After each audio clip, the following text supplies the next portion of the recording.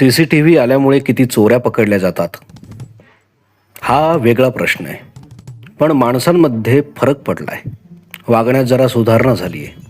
बिनधास्त नाकात बोटं घालणारी माणसं लिफ्टमधला कॅमेरा बघून लाजतात. नवरा बायको असले तरी नीट अंतर ठेवून उभे राहतात कॅमेऱ्याच्या भीतीने.